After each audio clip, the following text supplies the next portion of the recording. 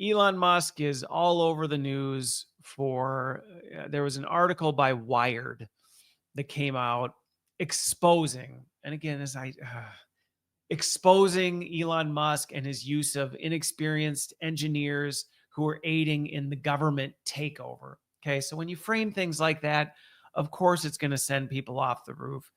And I'll give you what we know so far.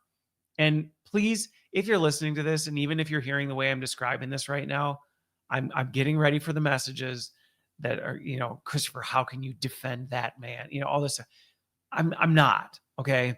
So just calm down. Calm down. I'm not saying I don't have any issues with what's going on. I think it's fine. Pay no attention. Assume positive. Stop. Quit reading all that into what I'm saying. Okay. I'm just giving you that warning now. Here's what we know. Okay. An investigative journalist dug into who are some of the people involved in this task force that Musk is running, that are shutting down these different government agencies and all this other stuff. And it comes out that it's a lot of young, inexperienced, basically interns and new career people.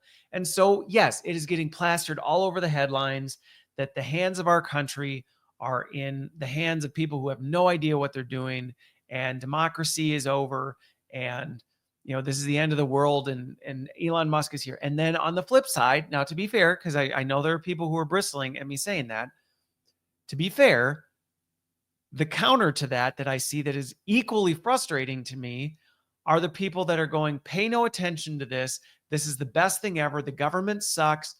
Everything's been awful. And this is actually exactly what we need. All right. I've been listening to all sides of this. And folks, first of all, one, the amount of conclusions on both sides that people are jumping to based on almost no information, mind you. Okay. Saying we investigated this and there are young people working on this. Okay. We have their names. Okay. What? Like what? Well, they have access to systems. Yeah. I mean, if they're involved, they would have access to systems. Yeah, but no, this is like real access to systems. Yeah. Yes, I know. Yes, I know. I've worked for large corporations working on highly confidential stuff. And guess what? I have had young people working on things. I have had interns working on things. They have had access to systems to be able to do their work. Okay. So that's all we know. So let's at least be realistic. That's all we know.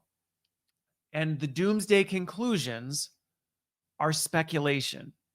Now, again, to those of you who want to reach out and punch me in the face right now, I understand the concerns. And to the folks who are dismissing the concerns, you are not helping matters. Okay. There are good reasons to be concerned about what the implications of this are. And I understand that.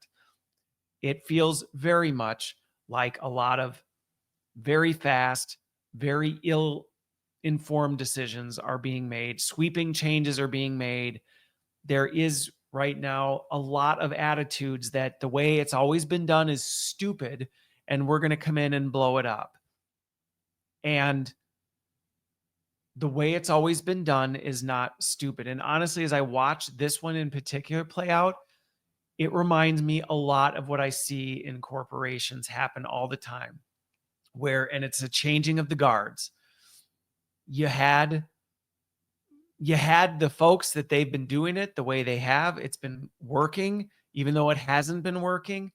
And somebody comes in and starts shaking things up. And all of a sudden, it doesn't feel good. And the problem is the people coming and shaking things up are looking at the people who've been doing things and are like, you're idiots. Everything you've done is stupid. We're just going to blow it all up and start over.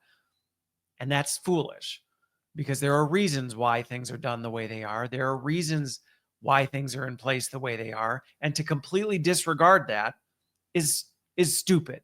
It's stupid. On the flip side, it is also, you have to recognize that our resistance to change, when we openly acknowledge things aren't working as well as they could, does not help either.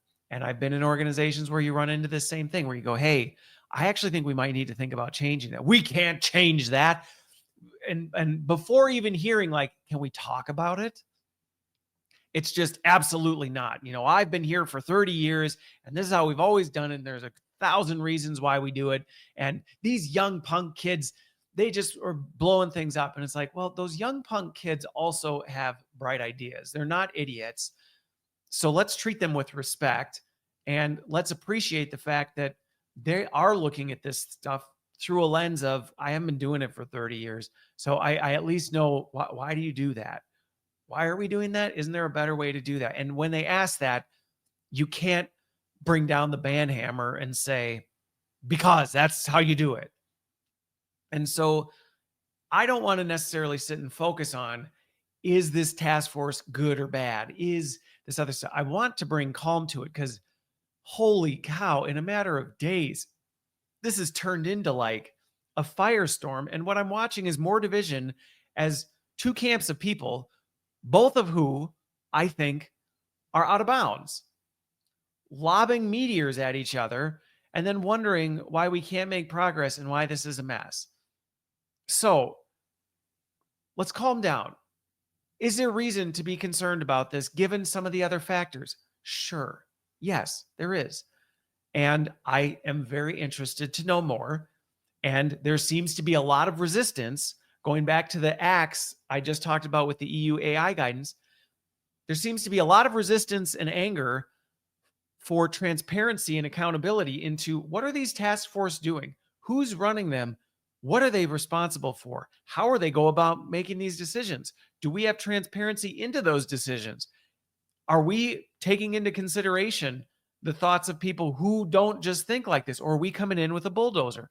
Those are perfectly reasonable questions to ask. And the resistance to that is uncalled for. On the flip side, to simply freak out because somebody that you don't like or you don't agree with is coming in and shaking things up simply because, well, this for sure means this, is also not helpful. And I think we'd make a lot more progress if we could come together and say, all right, I'm really uncomfortable with this. I don't necessarily like it. And the other side can go, I get that. You know what? You're right. You deserve greater transparency and there should be greater accountability into this. And we maybe do need to slow down a little bit. This whole, like, let's rip off as many Band-Aids as we can. Let's slow this down because we're going to end up making some mistakes along the way. Like, acknowledge that. And then on the other side, let's acknowledge, like, you know what? It's not like things have been working really well. And there's a lot of inefficiency and there's a lot of bloat. And we really don't know that it was working before. That's one of the things I see all the time when you go to change is people insist the way they're doing things is fine, but they don't even have any evidence that it is fine. It's like, come on. You can't just go, it's fine and it's fine because that's what we're doing. No, you got to be able to show and defend it from we know it's working for these reasons and these are the measures of success and this is how we know we're achieving that. If you don't have any measures for success and anything you're actually measuring, you can't go, well, what's different is naturally worse because it's different. So, I think the last thing I would add on this is, and I think this is something that whenever I see different sides just feuding against each other, we need to adopt the belief that diverse perspectives are a good thing. And you don't invite diverse perspectives as so that you can say they're part of the team when they actually don't have a voice and their voice is never considered. So, on the one side, if you brought in some of the, task force and you gave them the right to, you said, they're fine. We let them in, we let them look around, we let them do stuff, but they actually had no authority or ability to change anything. And you just went back to doing everything, then it was useless. And on the flip side, if you're this task force coming in, a bunch of, whatever, I don't even know who, because again, these might just be people part of a bigger team. I have no idea. We don't know. But Let's say it is. Let's say worst case scenario, it's a bunch of Musk's cronies, young punks who are just there to do his bidding. Okay. Yeah, it would be just as bad for them to come in and do their thing and say, yeah, fine. We'll listen to what you guys have to say. Yeah, but we're not going to do anything with it. We're just going to do what we were tasked to do. That would be equally wrong. I think we need to get better at saying, you know what? We need these different perspectives. They add value and they need to be considered seriously. And if we had more of that, I think we would see less of this